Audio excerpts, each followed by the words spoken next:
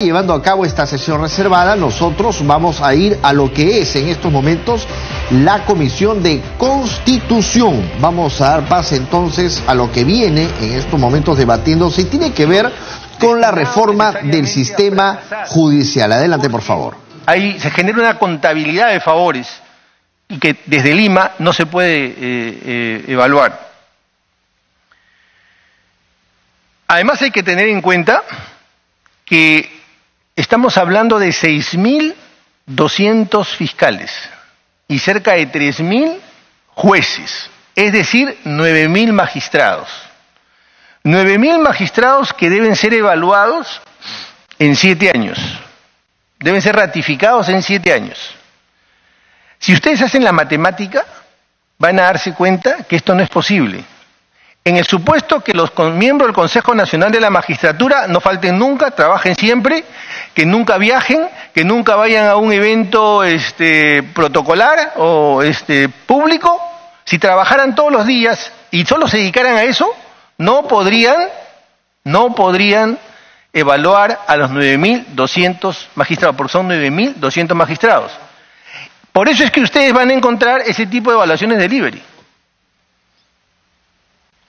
Y por eso es que también no pueden cumplir sus otras competencias. Entonces, el diseño también está mal si empezamos a hacer los números.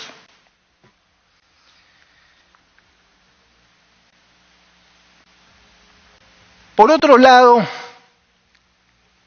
una pregunta que es indispensable contestar es ¿cuántos debieran ser y cómo debieran ser elegidos los miembros del Consejo Nacional de la Magistratura?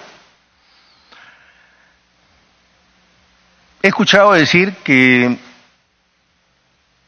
¿por qué un miembro del Consejo Nacional de la Magistratura debería tener más requisitos que un miembro un postulante o un integrante de la Corte Suprema? Pues nosotros creemos que sí. Sí debe tener más requisitos. Para la Defensoría, un miembro del Consejo Nacional de la Magistratura debe estar en el epílogo de su vida profesional. Cuando es demasiado joven, está pensando qué va a suceder luego de que pase por el Consejo Nacional de la Magistratura. Y por eso sería conveniente considerar la posibilidad de que sean ex magistrados ya retirados, o funcionarios que conozcan de derecho y que hayan participado en otras instancias del Estado, pero que tengan 45 años, 50 años. Yo no tengo ningún problema en que tengan más de 70 años y que además tengan una larga trayectoria en la academia, en la magistratura, en el Congreso. No debemos tener ningún temor que tengan esta experiencia profesional y ponerles estos requisitos. En relación a su elección y a su número, justamente como les vamos a poner una valla muy alta, tal vez habría que considerar que sean solamente 5, pero esto es absolutamente relativo. 4 abogados y un profesional que no necesariamente sea abogado, o 5 abogados y 2 que no necesariamente sean abogados, pero que conozcan de derecho. Que lleguen por concurso público los aspirantes, pero no que sean designados necesariamente por un órgano técnico. Tranquilamente podría establecerse una lista de funcionarios que hayan pasado por un concurso y un número podría ser elegido por el Poder Ejecutivo, por el Congreso, en función del puntaje que hayan tenido. Se trata de establecer los mayores requisitos, tamices, rigores, para que estos funcionarios puedan llegar, porque se ha creído que se trata de una institución de segundo o de tercer nivel, y hoy creo que todos hemos confirmado que se trata de una de las instituciones más sensibles porque elige a los funcionarios, probablemente los funcionarios más importantes del país, como decía. En realidad podría ser una intervención muchísimo más larga. Quiero terminar solamente con dos acotaciones finales. Una, el artículo 10 del título preliminar del Código Civil no establece una recomendación, no establece un deber, establece una obligación. Una obligación a los fiscales y a los jueces de informarle al Congreso todas las deficiencias que tiene la legislación. Esta obligación, muy pocas veces o ninguna, se ha cumplido. Y solamente pongo este ejemplo final. Vamos a cumplir 15 años del nuevo Código Procesal Penal. 15 años. Cuando empezó el nuevo Código Procesal Penal, los fiscales no llegaban a 400. Hoy son 1.800 fiscales. El presupuesto no pasaba de 300 y pico de millones. Perdón, los fiscales hoy son 6.200 fiscales. El presupuesto no pasaba de 400 millones. Hoy día es 1.800 millones. Y todavía no ha empezado Lima. Todavía no ha empezado Lima. Entonces, advirtamos que la tarea que vamos a enfrentar de la reforma de la justicia tiene 1.000 rostros, 1.000 aristas que tienen que abordarse concurrentemente. Nuestra opinión, y con esto sí termino, es que esto no puede hacerse atropelladamente, que esto no puede hacerse aceleradamente. Nosotros consideramos que no puede permitirse, lo que no se puede hacer es desaprovechar esta oportunidad. Hay que hacer cosas que sí se pueden hacer de aquí a diciembre, como por ejemplo el CNM. Hay cosas que no necesitan leyes, hay cosas que necesitan normas y hay cosas que necesitan reforma judicial. En este momento hay decisiones que se pueden tomar. Les dejo un ejemplo. Para designar o para establecer qué juez administra justicia, existe un software que tiene un algoritmo que tiene más de 12 años. Ese algoritmo no se ha cambiado por 12 años. Entonces ya todo el mundo conoce los parámetros del algoritmo, ya sabemos a quién puede llegar ese expediente. Eso se puede cambiar cada mes. Google cambia cada mes su algoritmo. Nosotros hace 12 años no cambiamos. Quiero decirles con esto que hay cosas que podemos hacer sin cambiar normas. Hay cosas que se tienen que hacer cambiando normas. Y hay cosas que se tienen que hacer haciendo reforma constitucional. Si se empiezan a hacer cosas, el país se va a dar cuenta que sí hay voluntad de hacer la reforma. Pero tampoco puede permitirse que esto se lleve a las calendas griegas. Las cosas hay que hacerlas bien porque tienen muchas aristas y necesitamos conocer bien el problema. Muchas gracias. Muchas gracias, señor defensor. Se va a conceder el uso de la palabra a los señores congresistas.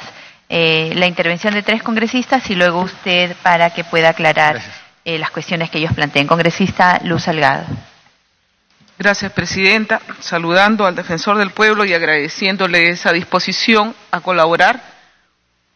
Usted es una de las opiniones importantes que estamos recibiendo en el transcurso de estas semanas a fin de elaborar un dictamen que realmente, como usted bien ha dicho, sirva para hacer las cosas y no para entorpecerlas, pensando que aquí estamos cambiando, se iría a cambiar la Constitución, pero también tomar decisiones sobre la vida del país en un aspecto tan importante como es la administración de justicia. Lo felicito porque hoy día es un aniversario más de la Defensoría del Pueblo y tengo la satisfacción de decir que fue con la Constitución de 1993 que iniciamos esta importante institución, como así otras que han servido para la vida del país y que nos han permitido salir adelante en estos años difíciles para el mundo latinoamericano. concuerdo en que tendría que ser una persona que tenga experiencia y que esté en su fase en la cual haya cumplido sus aspiraciones. Ese fue el espíritu del legislador, casualmente cuando queríamos elegir al defensor del pueblo también. Porque esa fue una enseñanza que tuvimos nosotros del defensor del pueblo de España. Me acuerdo que nos recomendó cuando estábamos elaborando la Constitución, de que elijan a una persona que esté por sobre el bien y el mal, que pueda dar los consejos con la sabiduría que tiene. Y hay veces que esta sabiduría viene de personas que no necesariamente están en los 80, 90 años, como usted bien ha dicho, 60, 65, 70, pero que hayan tenido una trayectoria que les dé la experiencia suficiente. O sea que sí tendría que tener mayor número de requisitos que los que se exige para un miembro de la Suprema, por ejemplo. La pregunta es, porque hemos tenido varias versiones, ¿tendrían que ser ratificados, me refiero a los miembros del Consejo Nacional de la Magistratura? ¿Sí o no? ¿Pueden ser reelectos? ¿Sí o no? Usted ya ha dicho que recomendaría 5 años. Estamos recibiendo esta recomendación de parte de varias personas. En el proyecto del Ejecutivo dice 7 años. No tendríamos inconveniente. Yo me imagino que los 7 años son para que no coincida con los procesos electorales. Pero algunos magistrados a los que hemos entrevistado en el transcurso de estos días decían que a los 4 años ya se sentían agotados por la cantidad, casualmente por la carga procesal que tenían. Entonces, ¿es recomendable seguir con los 7 años o usted recomendaría que sean los 5 años? ¿Es necesario cambiar el número de integrantes? ¿Es necesario que disminuyan? ¿Es necesario que aumenten? ¿Qué opina al respecto? Y sí concuerdo totalmente que esto no puede ser elaborado atropelladamente. Ya estamos viendo nosotros cuán diferente parecer tienen diferentes actores constitucionalistas, gente de la academia, de las universidades, gente que ha trabajado inclusive en diferentes áreas. Concuerdo completamente en que si no se cambia la administración que está en el nivel más bajo, vamos a seguir con los mismos problemas, porque muchas veces los que llegan a cargos altos no pueden hacer nada para mover la administración, la argolla que hay ahí abajo. Y sobre eso el Ejecutivo no nos ha planteado ninguna alternativa ni ningún miembro del partido de gobierno. ¿Qué se hace con más de 5 sindicatos que creo que tiene el Poder Judicial o el Ministerio Público? Y a esa gente usted no la va a poder mover tan fácilmente. Este es el momento de hacer reformas si queremos realmente que la administración de justicia cambie en nuestro país. Este es el momento de poder hacer una serie de modificaciones que perduren en el tiempo. Tanto el Poder Judicial y el Ministerio Público no podrán alegar como antes que decían no nos toquen, tenemos la autonomía y nadie se dejaba tocar. Pero es por eso que si ahora no hacemos bien las cosas, esta es una responsabilidad muy grande para todos nosotros. Gracias, defensor. Gracias a través de la Presidencia. Gracias, congresista Luz Salgado. Congresista Alberto Quintanilla. Gracias, señora Presidenta. Por su intermedio, un saludo al defensor del pueblo, doctor Walter Gutiérrez. Yo tengo una preocupación, señora Presidenta. Si uno observa los 14 proyectos que tenemos en la agenda respecto a este programa del Consejo Nacional de la Magistratura, vamos a ver que la gran mayoría, por no decir todos, excepto uno, en el mejor caso 2, ven un tema. Yo no creo, digamos, que el tema se resuelva poniendo más requisitos, que estén al final de su carrera, que tengan mayores de 50 años, que sean abogados, que no lo sean abogados, etcétera, etcétera. Yo creo que la raíz del problema está en el exceso de atribuciones que tienen, y eso está en el artículo 154. La mayoría de proyectos apuntan a modificar el 155 y 156 de la Constitución, ¿no es cierto? Entonces, como bien ha dicho el señor defensor del pueblo, incluso materialmente ratificar cada 7 años a los 9.200 magistrados es una tarea casi imposible, no digo casi imposible, imposible. Y el origen de todo este problema de la corrupción viene porque hay un excesivo poder en 7 personas, que son los miembros actuales integrantes del Consejo Nacional de Magistratura, que pudieron ser 9, se incorporaban a un representante de los gremios laborales y un representante de los gremios empresariales, cosa que no ocurrió o nunca ocurrió. Entonces, 154 dice, son funciones nombrar a todos los magistrados. En el inciso 2, ratificar jueces y fiscales cada 7 años. En el tercero, aplicar las sanciones de destitución a los vocales de la Corte Suprema, a los fiscales supremos, etcétera, etcétera.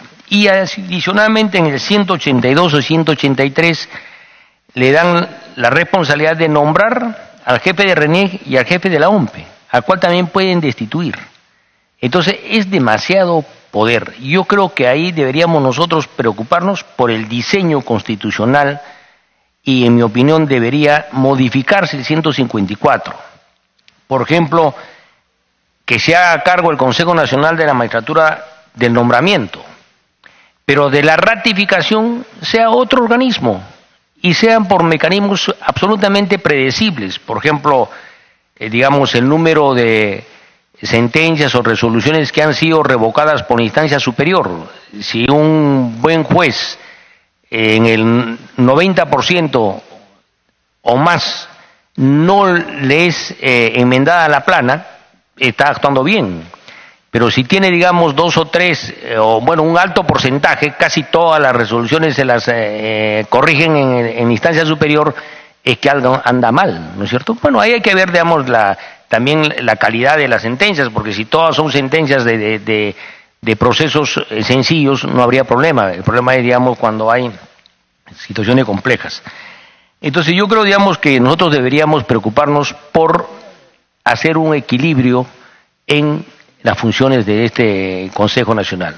Que se quede con el nombramiento y selección, la ratificación vaya a cargo de otras instancias, darles a las instancias internas la capacidad, digamos, de, en base a procesos predecibles, encargarse de la ratificación. Y ponerlo, digamos, el nombramiento del jefe del RENIEC y de la OMPE puede ser, digamos, el Congreso Nacional de la República, ¿no? Porque ciertamente aquí tenemos un equilibrio mayor. Somos 130, es cierto que hay una mayoría por parte del Partido de Fuerza Popular, pero el resto de fuerzas está actuando, está presente, ¿no? O sea, entonces tienen cómo decir su opinión. Entonces hay una especie de contrapeso. No olvidemos que para combatir la corrupción y el abuso del poder, todos los mecanismos que se diseñan en nuestra Constitución, en una república liberal republicana, está en base a contrapesos y mutuas fiscalizaciones, ¿no es cierto? O sea, uno tiene un poder, pero no tiene el poder absoluto, otro le pone límite. Eso tiene que, en mi opinión, cambiar. Yo creo, digamos, que el origen del problema es en el exceso de atribuciones, en el fondo, exceso de poder que tiene un organismo como es el Consejo Nacional de la Magistratura, y ahí deberíamos apuntar nosotros a cómo hacemos un equilibrio y cómo redistribuimos sus funciones y atribuciones y le ponemos pesos y contrapesos. Gracias. Gracias, congresista Alberto Quintanilla. Damos la bienvenida al congresista Johnny Lescano, al congresista Mauricio Mulder, al congresista Héctor Becerril y a la congresista Nelly Cuadros. Congresista Lucho Galarreta. Gracias, presidenta. Para saludar al doctor Walter Gutiérrez, defensor del pueblo, también para extenderle el saludo a la institución que él representa, que muy bien representa además. Presidenta, escuchar al doctor Gutiérrez un poco va en la misma línea que hemos venido escuchando a otros altos e importantes, tanto funcionarios o representantes de instituciones, sobre las reformas planteadas.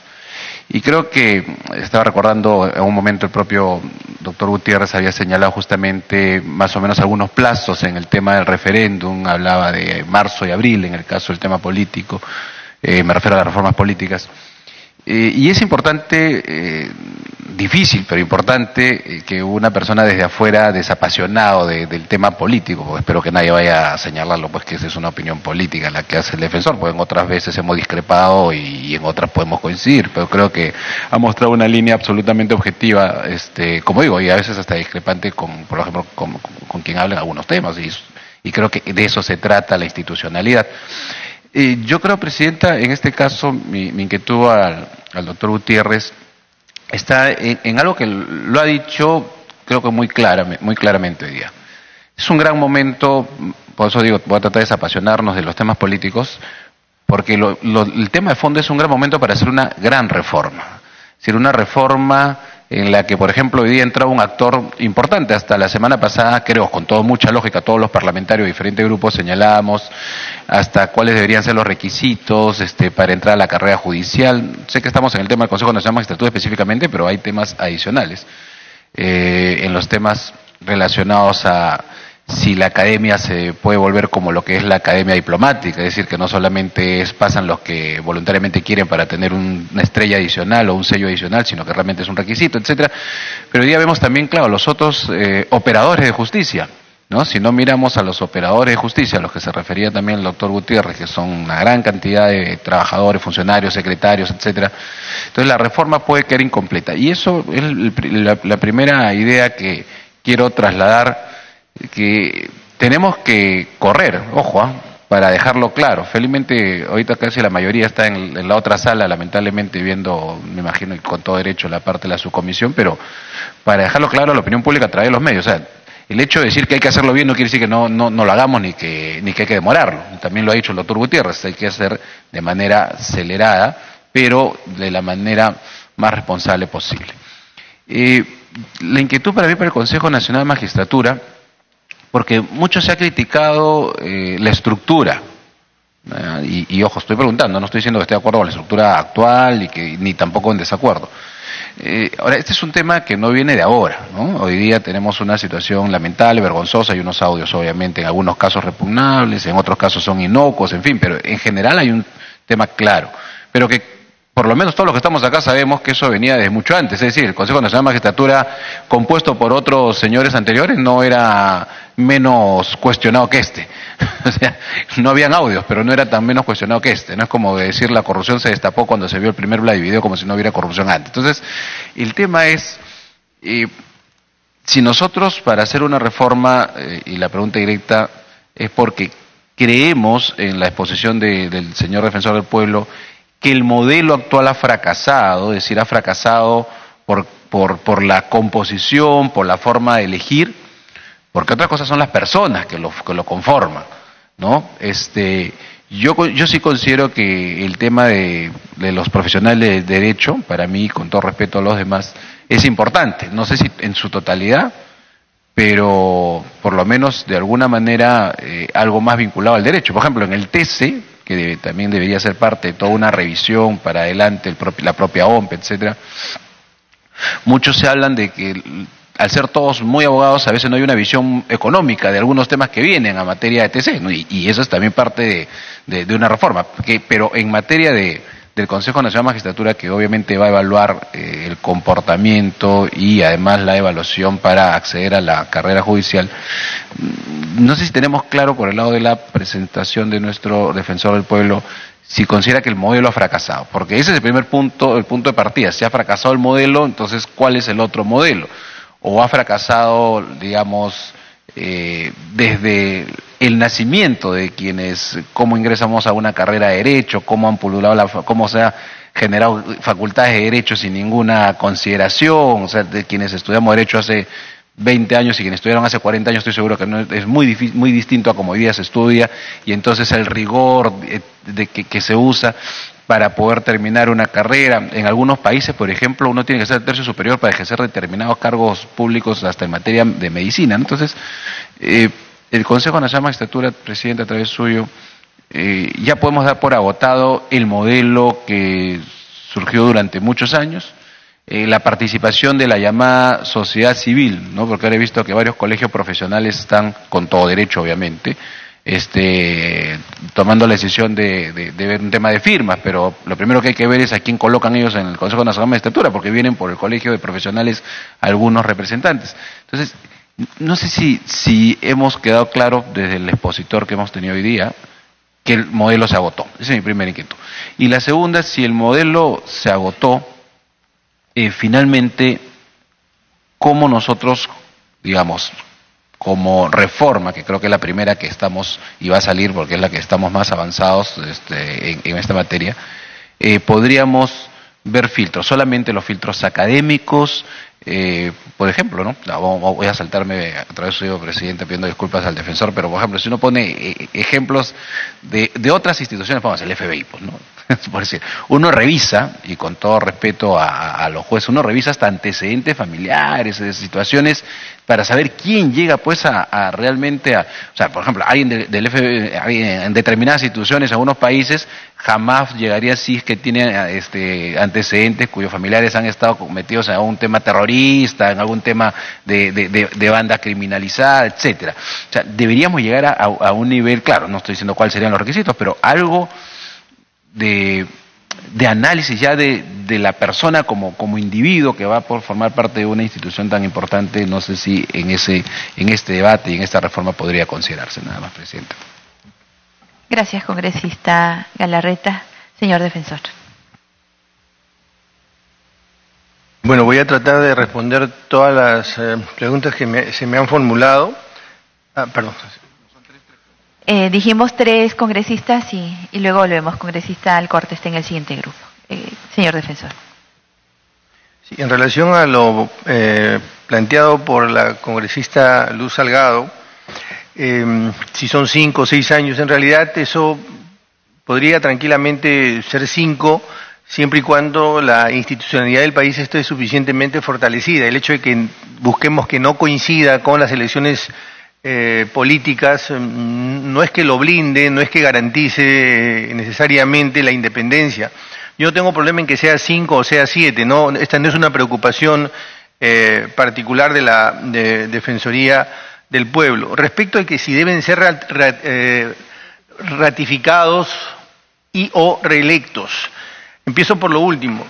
Yo no le tengo miedo a la reelección. Dicho sea de paso, no pido mi reelección, es más, desde anticipo que ni siquiera me voy a presentar. No, no, pero anticipo y firmo ahorita que ni siquiera me voy a presentar a ningún tipo de reelección. Pero el problema, la reelección no el planteamiento de la reflexión, y yo he dicho esto y a algunos de repente no les ha caído muy bien, pero lo voy a mencionar. La no reelección, en el caso del Congreso, por ejemplo, cura una enfermedad que no existe. Es un remedio que cura una enfermedad que no existe. Porque el 75% de los congresistas no se reeligen. Y no por el hecho de que yo haga mi parrillada los fines de semana me convierto en chef. O sea, un político